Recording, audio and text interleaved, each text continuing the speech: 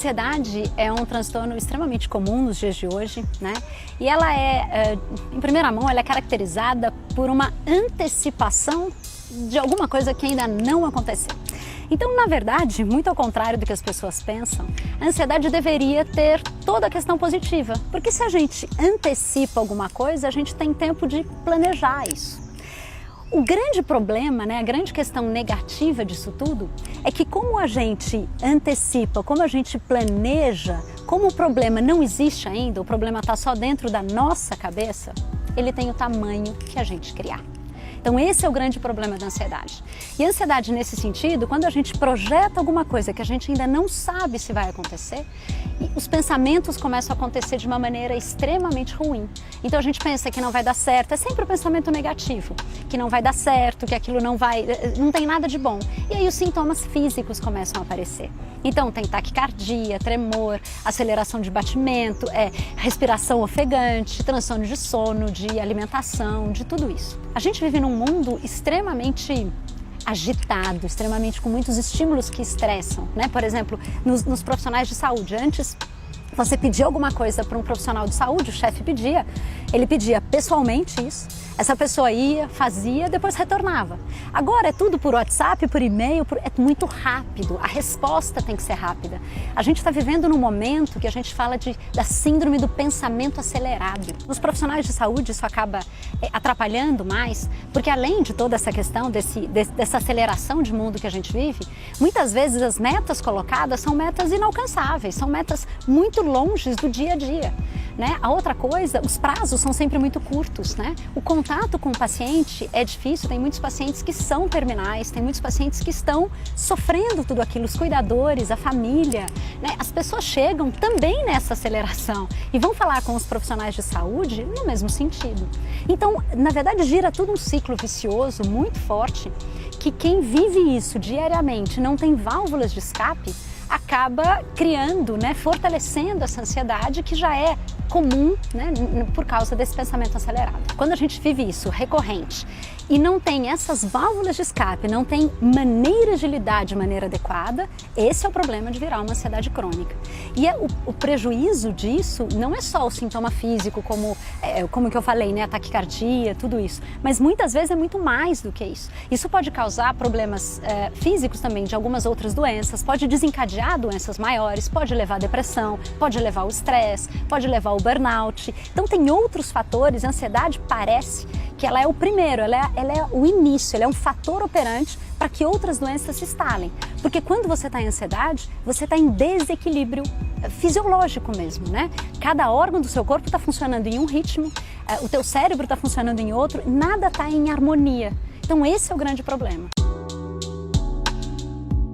A primeira questão que vale lembrar, né, na questão dos profissionais de saúde é a automedicação.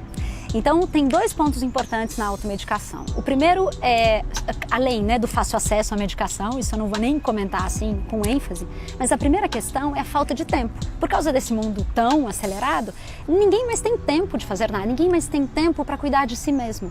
Esse é um grande fator desencadeante, um gatilho para a ansiedade. Então, esse é o primeiro ponto. E o segundo ponto é o medo de se expor. Porque a partir do momento que você vai procurar um tratamento, você tem que se expor, você tem que se abrir, você tem que falar sobre você. E quando você faz isso, você tem que aceitar que você tem um problema. Esse é o grande problema, principalmente nos profissionais de saúde, que não podem, existe um rótulo de que tem que ser perfeito. E na verdade isso não é um problema. Ter ansiedade tem tratamento, tem controle e as pessoas têm que entrar num ritmo para conseguir não entrar nessa ansiedade crônica. Então a automedicação é ruim porque daí as pessoas falam um com os outros ou têm acesso à medicação e elas mesmas, né, se dão as medicações, mas isso mascara doenças maiores, isso pode dificultar diagnóstico, isso tem danos graves, porque a automedicação não é eficaz, nunca foi.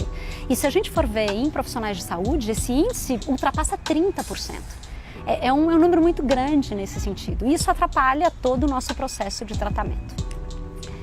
A ansiedade, ela tem tratamento medicamentoso, sim, quando está num nível maior, eu sempre falo, eu sempre gosto de falar que o ideal é que a gente previna uma ansiedade maior, uma ansiedade crônica, né? Então, como que a gente previne? A primeira coisa que eu acho que é importante, principalmente nos profissionais de saúde, é a questão de mudar o foco. Em vez de buscar resultados, buscar processos melhores. Porque o resultado vai acontecer, né? É consequência de um processo adequado. Então, como que a gente faz isso? Simples, é só fazendo o nosso dia a dia da melhor maneira que a gente puder. Sem perfeccionismo, mas cada um considerando a própria característica, mas é realmente assim, dando o seu melhor, mas de uma maneira gostosa, tranquila. A segunda questão é que essas metas, elas não sejam tão distantes da gente. As metas têm que ser diárias e têm que ser pequenininhas. Eu sempre falo que a gente tem que ter uma escadinha. A gente tem que ter uma meta grande, sem dúvida nenhuma.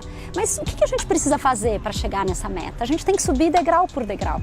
E esses degraus, eles são diários. O que eu posso fazer hoje? Isso ajuda muito.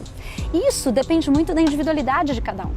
Se você tem um jeito de trabalhar de uma maneira X, continue assim. Seja feliz dessa maneira. Não precise se colocar num outro rótulo, num outro esquema de trabalho que você não se encaixe. Esse é o problema. As pessoas querem fazer para os outros. E isso acaba consumindo muito. A tristeza vem tudo, né? E a ansiedade aparece como companheira diária nesse sentido. E é claro, exercício físico, né? Exercício físico diminui, por quê? Porque libera neurotransmissores que estabilizam o humor. Então isso ajuda muito. Se a gente for ver, a ansiedade ela tem um componente cerebral importante. Então a gente precisa liberar neurotransmissores de prazer, de motivação. E o exercício físico libera isso. E quando a gente faz isso, a gente está mudando hábitos de vida. Mudando hábitos de vida, a gente muda sono, alimentação, exercício físico e sempre tire um tempo para você. Nem se for meia horinha por dia, mas faça alguma coisa por você. Isso é fundamental.